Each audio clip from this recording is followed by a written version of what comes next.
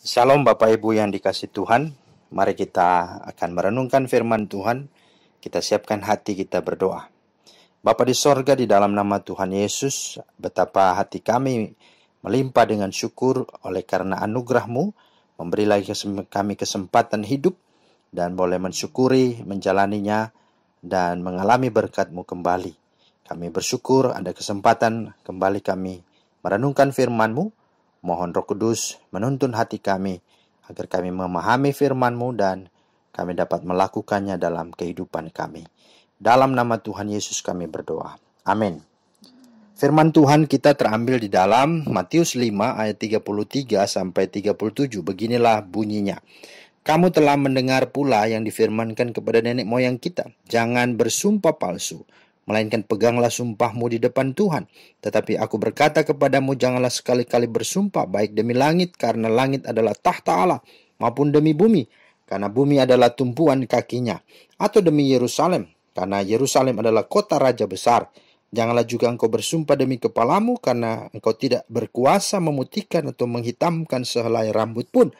Jika ya, hendaklah kamu katakan ya, jika tidak, hendaklah kamu katakan tidak. Apa yang lebih daripada itu berasal dari si jahat.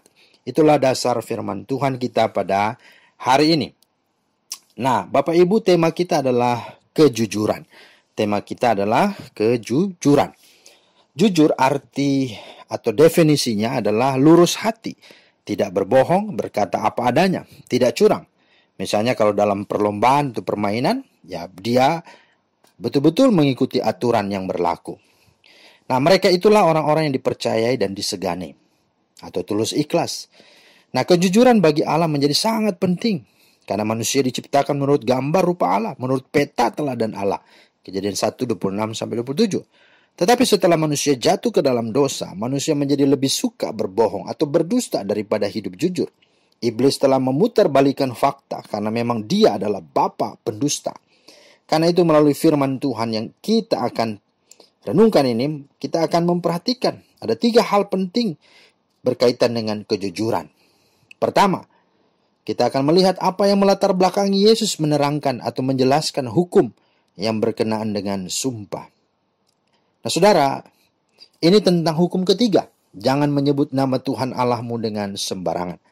Hal ini ditegaskan kembali oleh karena perilaku dan kebiasaan orang-orang yang menyebutkan nama Tuhan Allah dengan sembarangan. Mereka terbiasa mengucapkan kata-kata seruan seperti Ya Allah, Masya Allah, atau seperti yang dilakukan oleh orang-orang barat, yaitu My God, Jesus Christ, dan sebagainya. Ini termasuk pelanggaran hukum ketiga, karena menyebut nama Allah secara sembarangan atau sia-sia. Juga jangan menggunakannya sekedar untuk lelucon atau percakapan yang tidak berguna. Ini merupakan dosa yang sekalipun sudah sering dibicarakan, tetapi tetap masih sering diremehkan dan dilanggar oleh banyak orang-orang Kristen, bahkan termasuk aktivis gereja.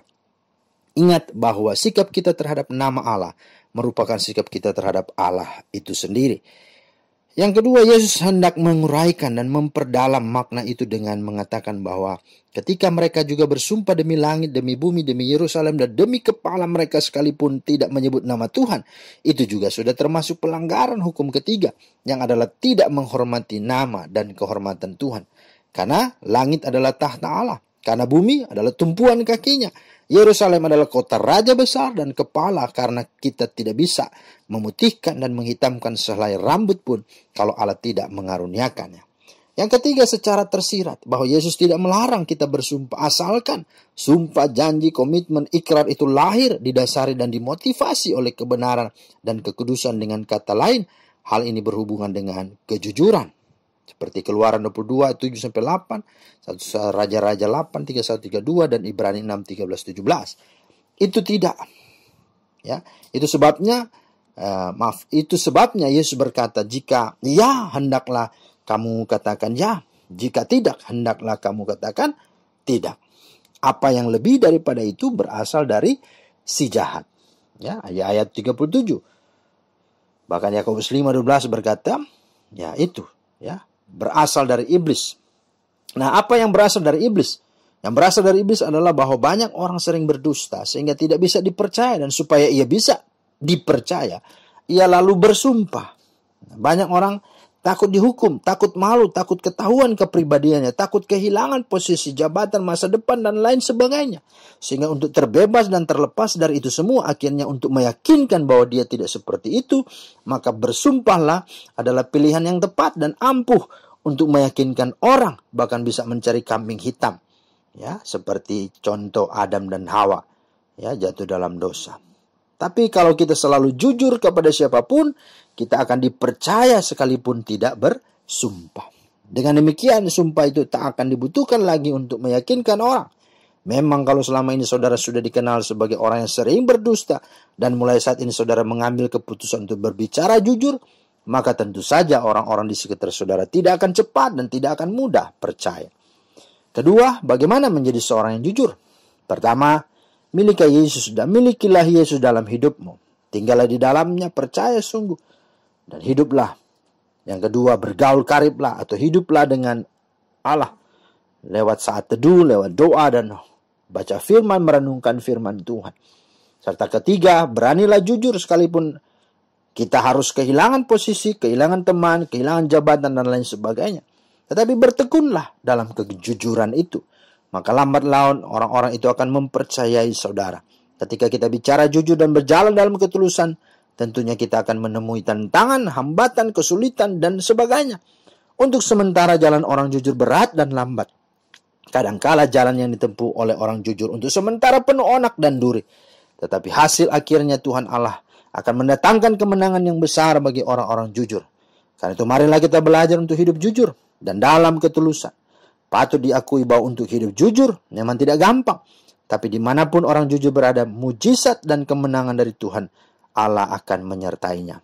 Berkeley berkata tentang Sokrates, guru dan orator Yunani yang terkenal, berkata, seseorang harus hidup sedemikian benar sehingga dia mendapat keyakinan dalam dirinya lebih daripada yang bisa didapatkan oleh sumpah. Clement Alexandria bersikeras juga berkata bahwa orang-orang Kristen harus hidup sedemikian rupa dan mendemonstrasikan suatu karakter yang sedemikian rupa sehingga tidak seorang pun akan pernah bermimpi untuk menyuruh mereka bersumpah.